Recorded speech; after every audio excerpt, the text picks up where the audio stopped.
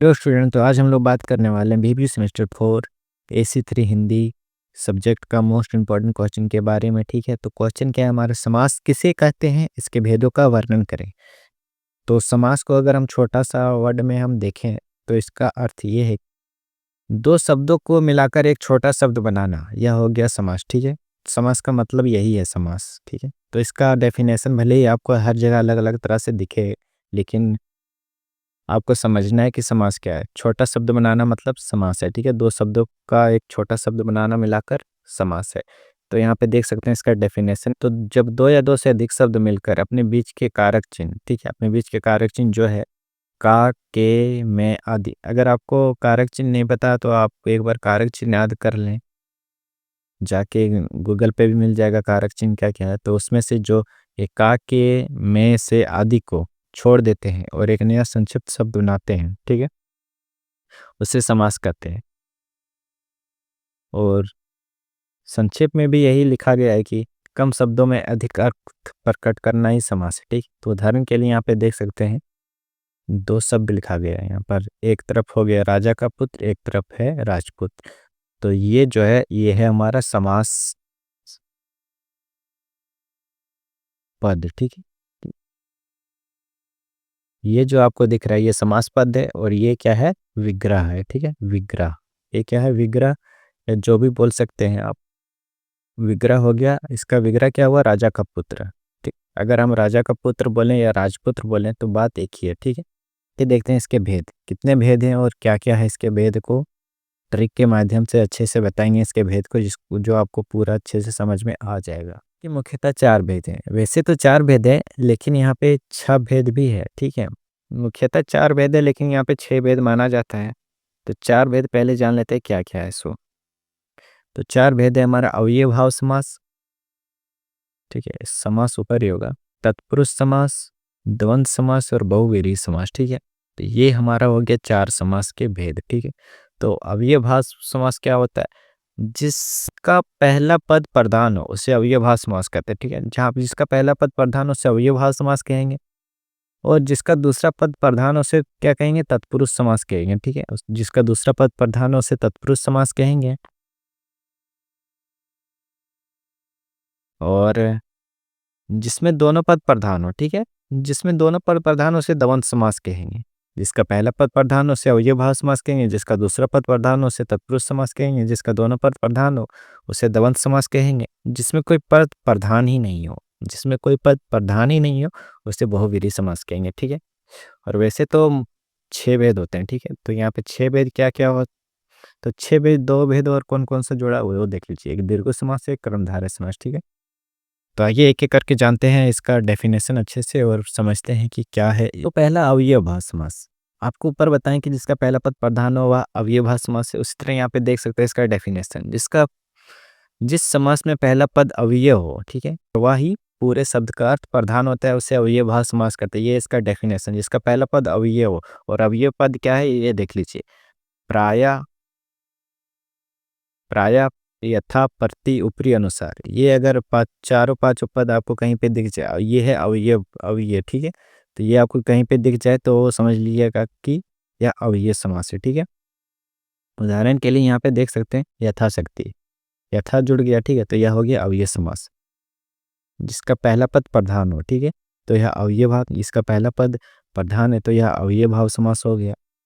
प्रतिदिन, प्रति मतलब क्या होता है, हर, हर। ठीक है, प्रति मतलब क्या हो गया, यहाँ पे दिन आ गया तो हर दिन। ठीक है, तो यह समास पद है और यह विग्रह किया हुआ है। ठीक है, तो अव्यय भाव समास समझ में आ गया होगा आपको। जिसका पहला शब्द अव्यय हो वह अव्यय समास कहते हैं, और प्रधान हो पहला पद। और दूसरा हमारा तत्पुरुष समास, तत्पुरुष समास आपको पता ही होगा, दूसरा पद जिसका प्रधान हुआ तत्पुरुष समास हो गया। तो हमने डेफिनेशन इतना ही लिखना है, जिसमें दूसरा पद प्रधान हो उसे तत्पुरुष समास कहते हैं। ठीक, जैसे यहाँ पे लिखा गया है राजपुत्र, दूसरा पद प्रधान कैसे हुआ तो आपको बताते हैं। जैसे कि एक वाक्य ले लेते हैं, ठीक है, कल राजा के पुत्र ने आम तोड़कर बेच दिया। ठीक है, तो किसके पुत्र ने तोड़कर बेचा, राजा के पुत्र ने। तो पुत्र यहाँ पे हो गया प्रधान। ठीक है, तो जिसका दूसरा पद प्रधान हो वह हो गया तत्पुरुष समास, ठीक है। इसी तरह यहाँ पे गृह प्रवेश, घर में प्रवेश, ठीक है। और तीसरा हमारा कर्मधारय समास। तो जिस समास में दोनों पद एक ही वस्तु की विशेषता बताते हो, जिसमें दोनों पद एक ही वस्तु का विशेषता बताता हो, वह हो गया कर्मधारय समास। ये आपको थोड़ा याद रखना होगा। देख सकते हैं नील कमल, नीला कमल, महान पुरुष हो या महापुरुष हो, दोनों एक ही वस्तु का अर्थ बता रहा है। सज्जन व्यक्ति, सज्जन, अगर हम सज्जन बोलेंगे या फिर सज्जन व्यक्ति बोलेंगे, विशेषता तो एक ही शब्द का बता रहा है, सज्जन का, ठीक है। उसी तरह से ये चौथा हमारा हो गया द्वंद्व समास, जिसमें दोनों पद समान हो, जिसमें दोनों पद प्रधान होता है, जिसमें दोनों पद समान रूप से प्रधान होता है, वह द्वंद्व समास हो गया। जैसे इसको पहचाने का अर्थ यहाँ पे लिखा गया है कि जिसमें और लगाया जाता हो, वह हो गया द्वंद्व समास। जैसे राम श्याम, राम और श्याम, और यहाँ पे लिख गया, ठीक है। तो यहाँ पे दोनों को एक कर दें तो राम श्याम हो गया। दिन रात यहाँ पे लिखा गया है। इस टाइप का आपको जितने भी दिखेंगे सारे क्या है, द्वंद्व समास, क्योंकि इसमें दोनों प्रधान है, दिन भी प्रधान है और रात भी प्रधान है, ठीक है। राम भी प्रधान है और श्याम भी प्रधान है, दोनों एक समान है, ठीक है। सुख है तो दुख भी है, ठीक है। तो दोनों प्रधान है। अगर सुख नहीं रहेगा तो दुख भी नहीं होगा, और दुख नहीं होगा तो सुख भी नहीं होगा। तो जिसमें दोनों प्रधान हो तो वह हो गया द्वंद्व समास। और पांचवा है हमारा बहुब्रीहि समास। तो बहुब्रीहि समास क्या होता है आपको बताएं ऊपर में। इस समास में कोई पद प्रधान नहीं होता है, बल्कि अर्थ किसी तीसरे व्यक्ति या वस्तु की ओर संकेत करता है। जिसमें दोनों पद आपको प्रधान नहीं मिलेगा, किसी और तीसरे पे संकेत करेगा, ठीक है। तीसरे वस्तु पे वो फोकस करेगा, तो वह हो गया बहुब्रीहि समास, ठीक है। उदाहरण देंगे तो आपको बहुब्रीहि समास बहुत ही इजीली समझ में आ जाएगा, ठीक है। जैसे कि यहाँ पे हो पीताम्बर, मतलब दोनों में आपको क्या है कि दोनों पद आपको प्रधान नहीं मिलेगा, ना पिता प्रधान मिलेगा ना अंबर प्रधान मिलेगा, आपको तीसरा आदमी पर फोकस करेगा। जैसे यहाँ पे कृष्ण भगवान पर हमारा दशानन, मतलब इसको विग्रह करेंगे दशानन को, तो क्या हो जाएगा, जिसके 10 सर हो, जिसके 10 मुंह हो, ठीक है। तो 10 मुंह किसका होता है, किसके ऊपर संकेत दे रहा है ये, रावण पर। तो यह हो गया हमारा बहुब्रीहि समास।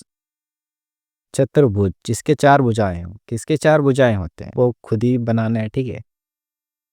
तीसरे व्यक्ति पर संकेत देता हो, वह हो गया बहुब्रीहि समास। हमारा द्विगु समास। तो द्विगु समास क्या होता है कि जिस समास में पहला पद संख्या होता है उसे द्विगु समास कहते हैं।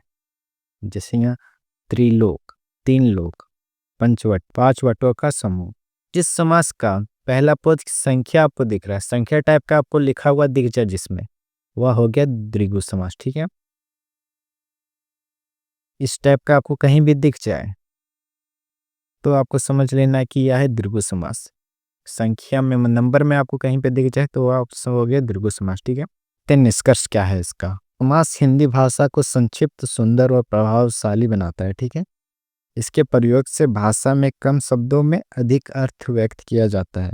समास का ज्ञान भाषा को सही और सुंदर रूप से प्रयोग करने में सहायक होता है। तो इसी के साथ हमारा वीडियो ख़त्म होता है कि ये समझ में आ गया होगा। मिलते हैं नेक्स्ट वीडियो में, तब तक के लिए बाय बाय।